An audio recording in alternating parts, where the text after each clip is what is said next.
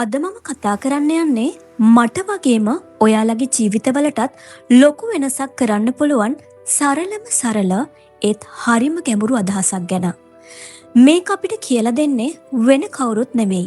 සටන් කලාවේ රජු බෲස්ලි. බෲස්ලි කියපු ප්‍රසිද්ධ කතාවක් තියෙනවා. Empty your mind. Be formless, shapeless, like water. When you put water into a cup, it becomes the cup.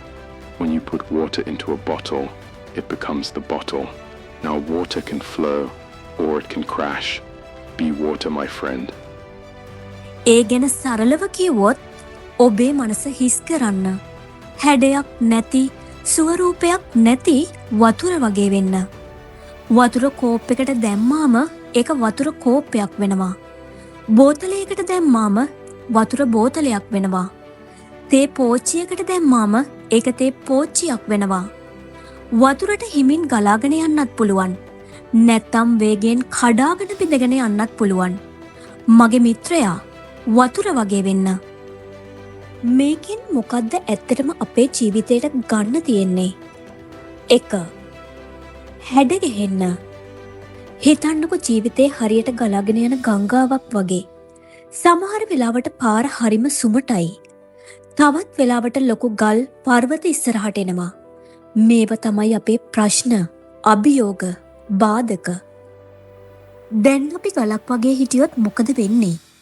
ඒ එන ප්‍රශ්නවල හැප්පිලා කුඩු පට්ටම් වෙලා යනවා. ඒත් අපි වතුර වගේ වුණොත් අපි ඒ ගල වටේ ගලලා අපේ ගමන යනවා. පාරක් නැත්තම් අලුත් පාරක් හදාගෙන යනවා. ජොබ් එක නැති වුණාද? සම්බන්ධතාවයක් කැඩුනද? විභාගයක් ෆේල් වුණාද? ඒ ප්‍රශ්න ඉස්සරහා ගල් වෙලා එක තැන ඉන්න එපා. වතුර වගේ වෙන්න. තත්වයකට හැඩ ගැහෙන්න. අලුත් මගක් හොයාගන්න. අද කාලේ තියෙන තරඟකාරී සමාජයේ ජීවත් වෙන්න නම් මේ නම්‍යශීලී ගතිය අනිවාර්යෙන්ම ඕන. 2. අවශ්‍ය තැනදී ශක්තිමත් වෙන්න. වතුර කියන්නේ සෞම්‍ය දෙයක් විතරක්ම නෙමෙයි. හිමින් ගලන දියපාරක් හිතට කොච්චර සැනසීමක්ද?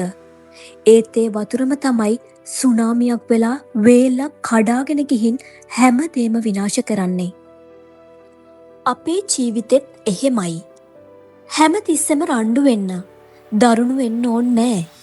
ඉවසීමෙන් සෞම්‍ය විදියට ගොඩක් දේවල් විසඳගන්න පුළුවන්.